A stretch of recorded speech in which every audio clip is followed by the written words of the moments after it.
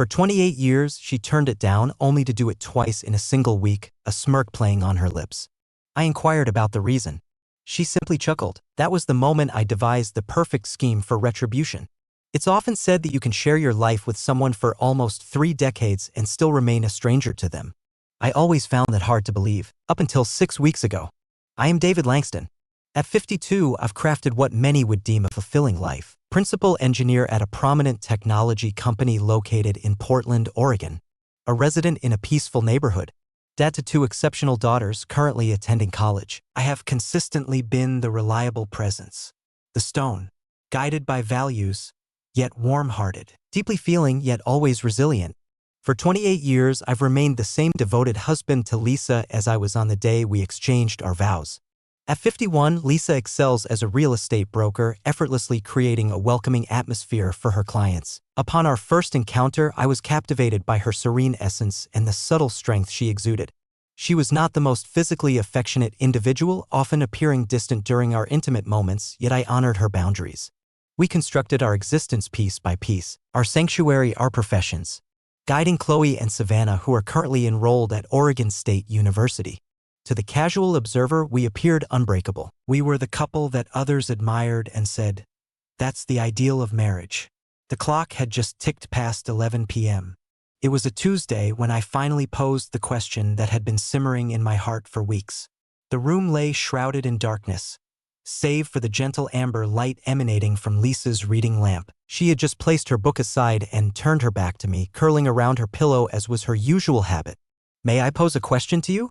My voice felt unfamiliar even to my own ears, too relaxed for the weight of what I was about to express. She whispered, her thoughts gently fading as she slipped into slumber. "What's with the abrupt shift in the bedroom? What are the things you've been eager to explore recently? For over 20 years, you claimed you had no fondness for them, wouldn't even entertain the thought." Her body tightened just a bit, yet she remained facing away. "I don't hear any complaints from you." Her tone held an unusual quality, lacking the playfulness one might expect. It felt more as if she were stalling for time. I maintained a steady tone, devoid of blame. "I'm not expressing dissatisfaction, I'm merely curious. What has prompted this sudden change after 28 years of togetherness?" She jolted upright, wrapping the sheets tightly around her. "If it doesn't suit you, we can revert to the previous arrangement."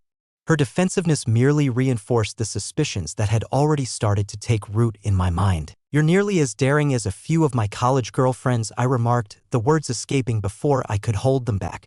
That was the final straw. Lisa erupted, flinging the covers aside and marching toward the door. "This interrogation is unnecessary. I find myself resting in the guest room."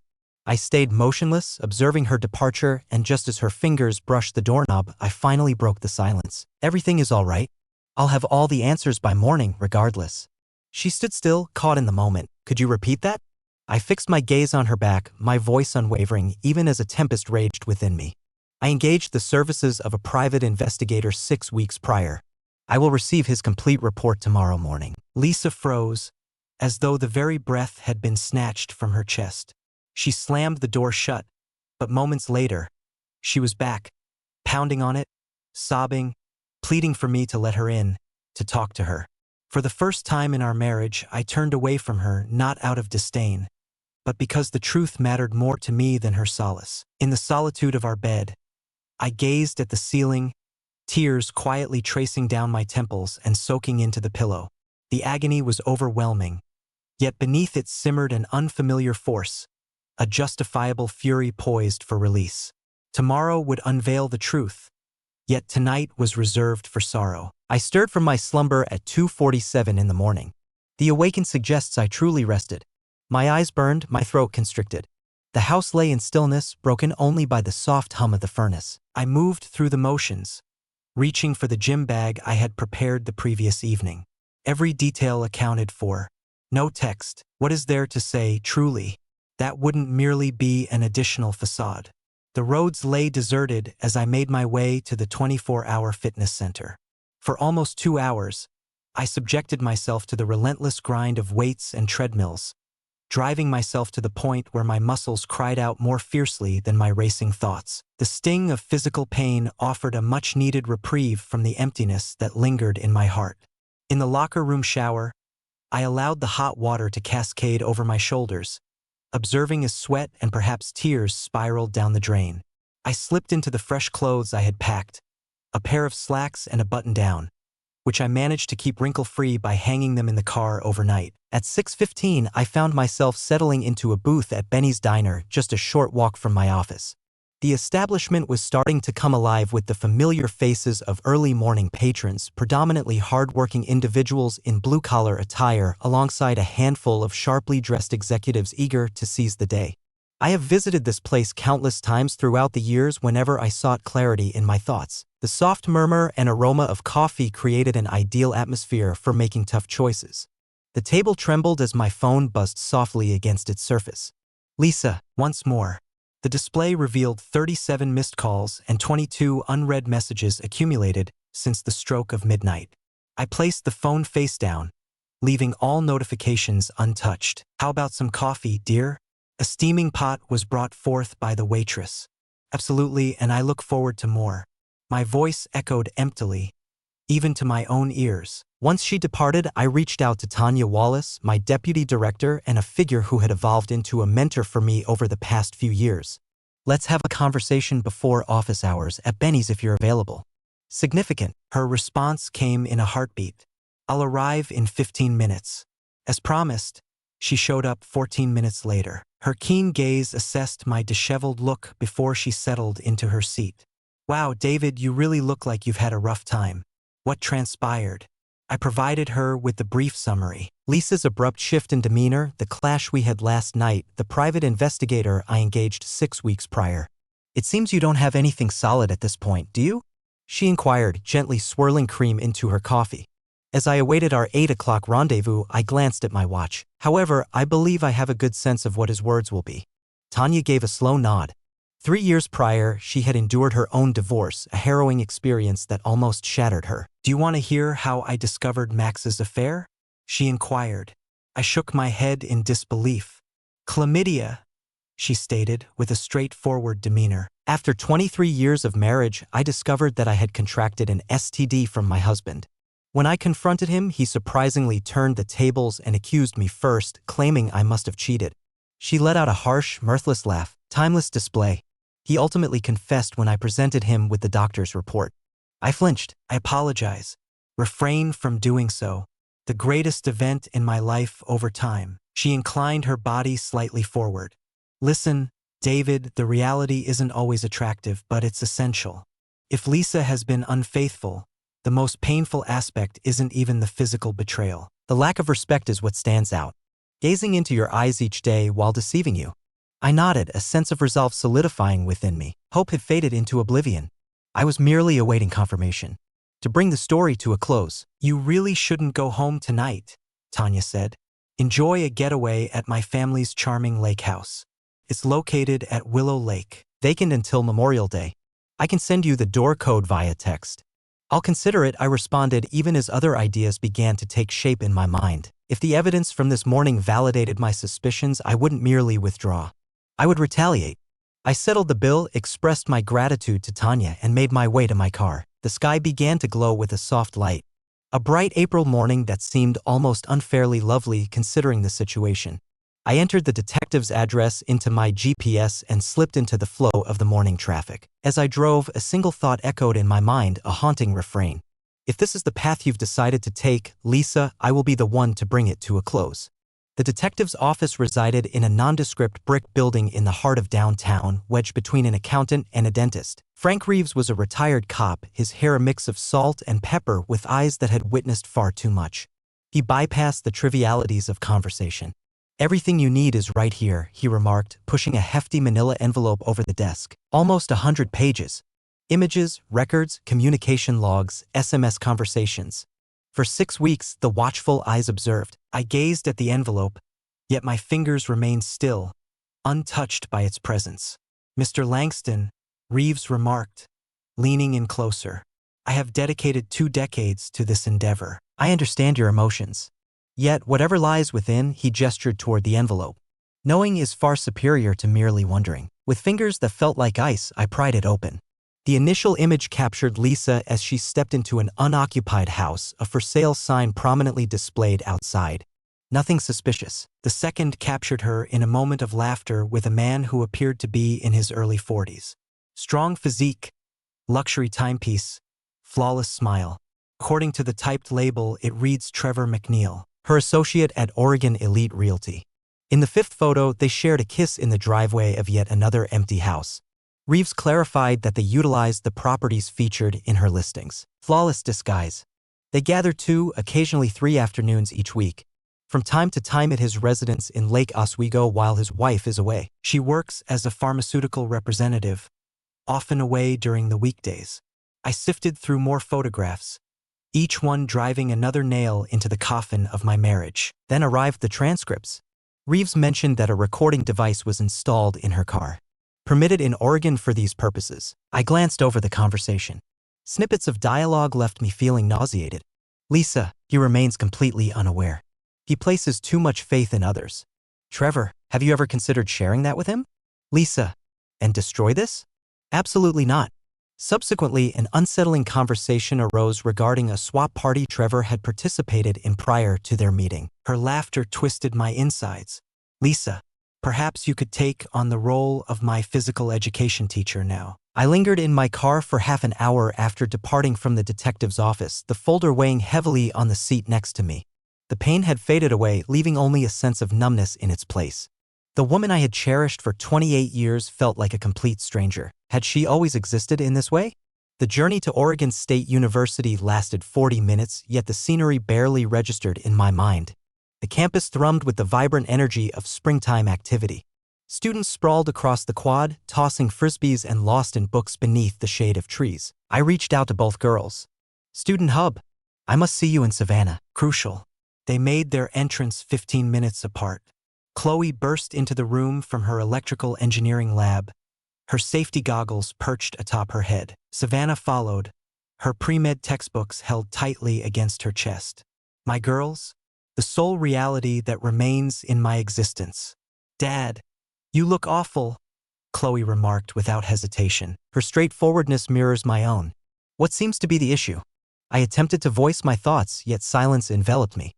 In that moment, I extended my hands toward them, and after weeks of holding back, I finally let go. Suddenly, tears began to flow. Quiet yet relentless.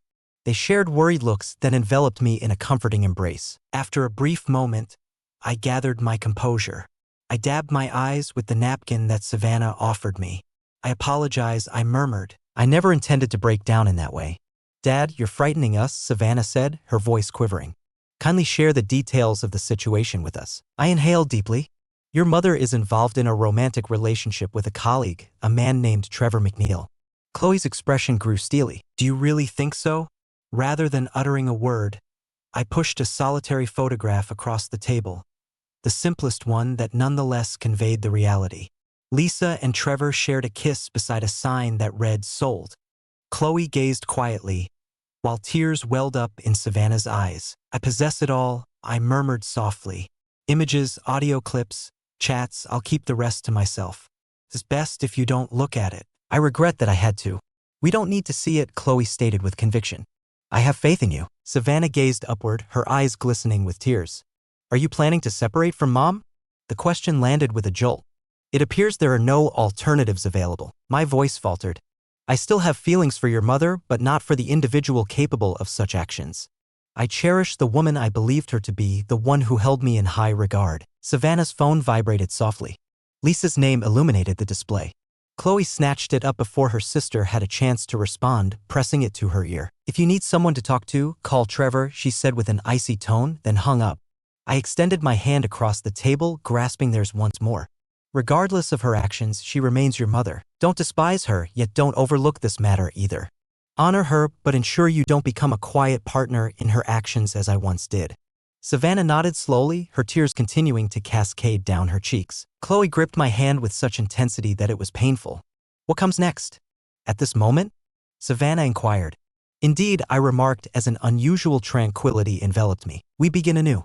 I departed from my daughters, assuring them I would reach out later, and made my way directly to my parents' home, a simple colonial nestled in the serene suburbs of Portland where my childhood unfolded.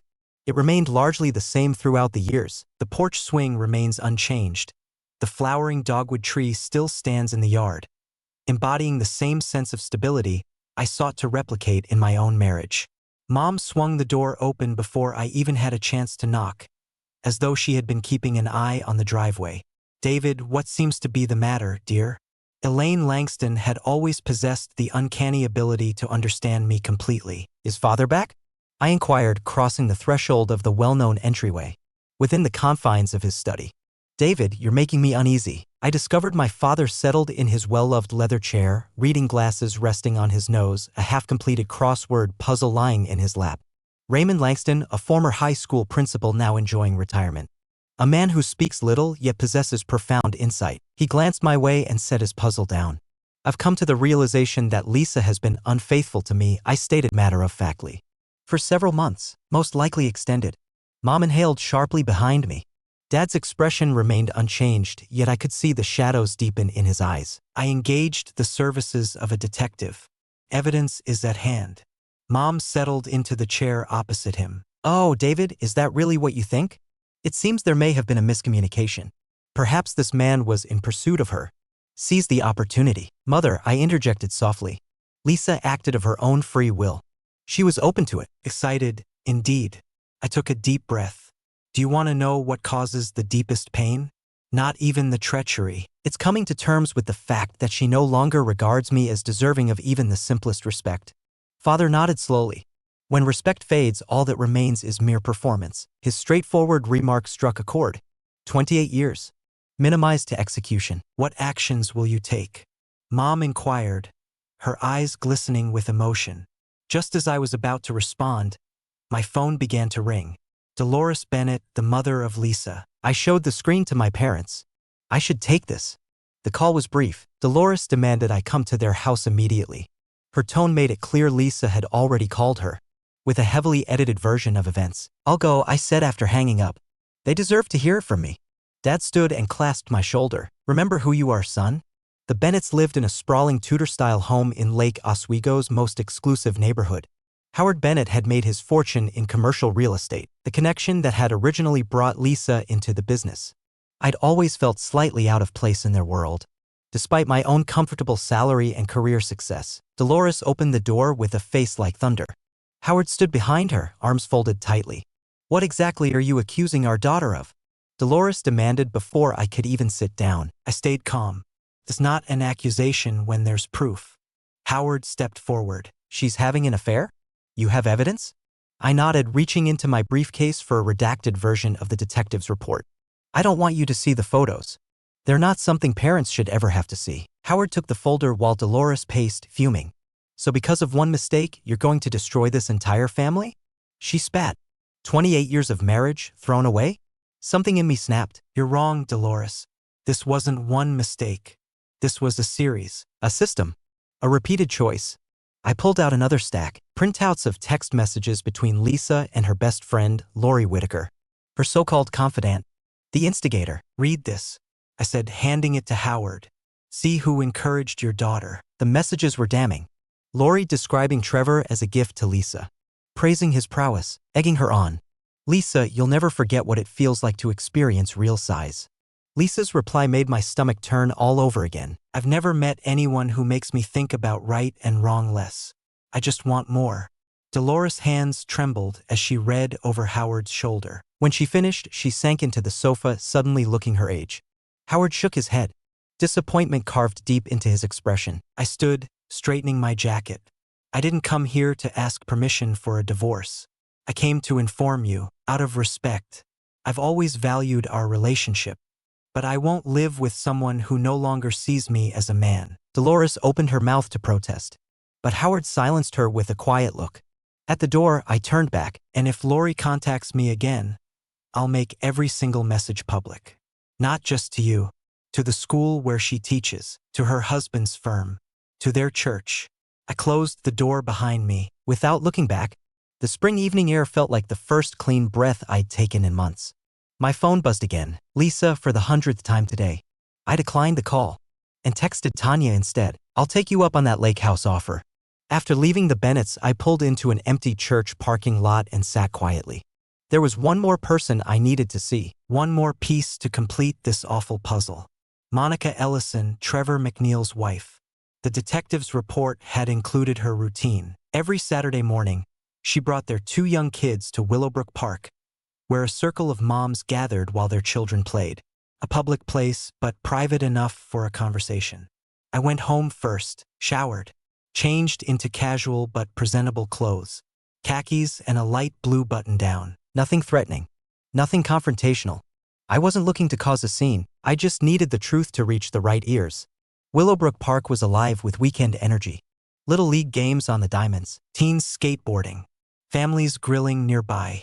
I spotted Monica sitting on a blanket near the playground, chatting with another mom as her kids ran toward the swings. I spotted the mothers group near the playground, about a dozen women chatting while their kids climbed, swung, and shouted. Monica was easy to recognize from the photos. Petite, auburn hair in a neat bob, watching her children with the hypervigilance of someone who'd learned not to trust. When she saw me approaching, her expression shifted. Confusion, then recognition, then understanding. The color drained from her cheeks.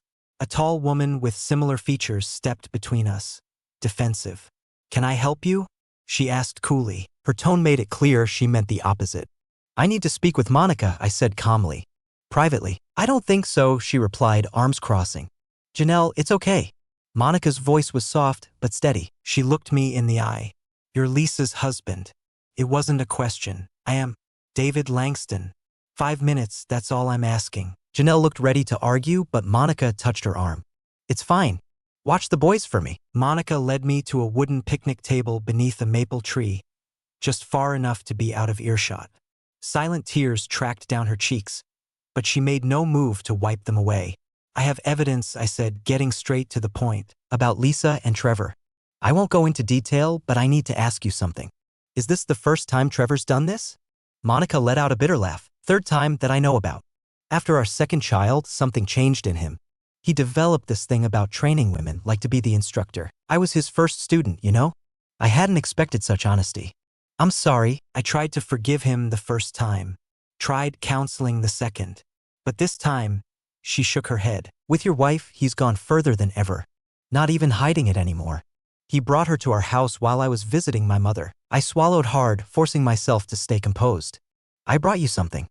I pulled a sealed envelope from my jacket, copies of some of the detective's files. "Don't look at these unless you absolutely need to. Just give them to a lawyer." Monica took the envelope with shaking hands. "Thank you." We sat in silence for a few moments, 2 strangers connected by the worst kind of betrayal. Finally, Monica spoke again. "I need a favor. I want to go home and pack a few things for the kids and me, but Trevor might be there. Would you come with me?" I hesitated only briefly. "Of course." We walked to our cars. Monica added, "My father, Warren, is waiting near the house and my cousin Marcus will be at the front gate, just so you know." I followed her SUV through winding suburban streets to a handsome colonial with immaculate landscaping. Sure enough, a large pickup truck was parked across the street. An older man with a military posture at the wheel. A powerfully built man in his 30s stood by the front gate. Trevor was mowing the lawn, shirtless in the spring sunshine. When our cars pulled up, he shut off the mower and stalked toward us, face twisted in fury. As Monica stepped out, Marcus moved to intercept. I stepped out too, but stayed by my door, not advancing but not retreating either. "You've been following me?" Trevor shouted, realization dawning. "You hired someone to spy on me?" "I hired someone to watch my wife," I said evenly. "You were just the bonus feature." Trevor's face reddened. "She came after me, man. I didn't force her into anything.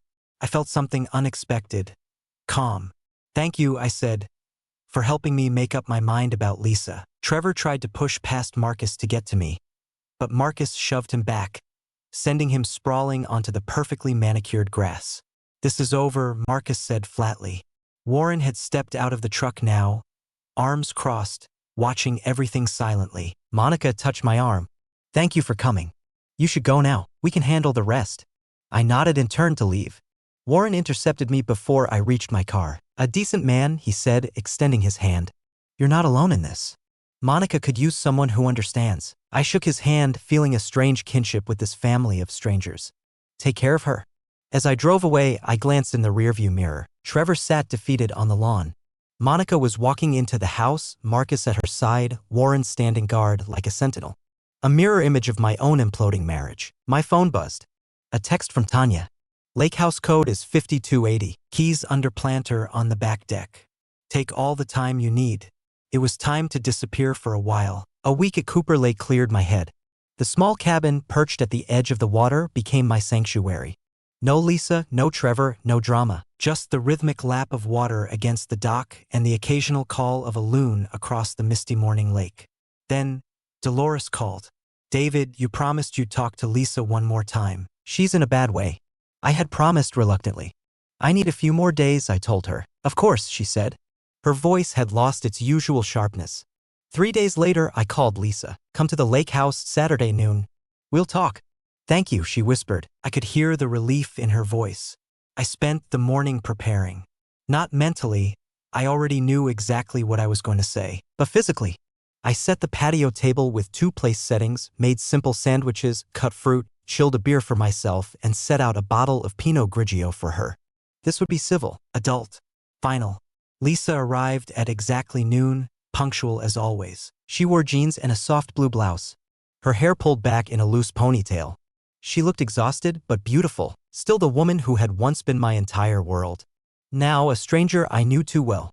"Nice place," she said quietly, looking around with nerves in her voice. We sat across from each other on the deck, overlooking the lake. I poured her wine, opened my beer. Neither of us touched the food. The silence stretched between us. 28 years of shared history collapsing into an uncomfortable void. Finally, she spoke. "I'm terrified, David. Terrified of losing everything." Her voice broke. I did something so incredibly stupid. I didn't interrupt. Just sipped my beer and waited. It started as curiosity, wanting to feel desired again, like when we were young. She twisted her wedding ring, still wearing it.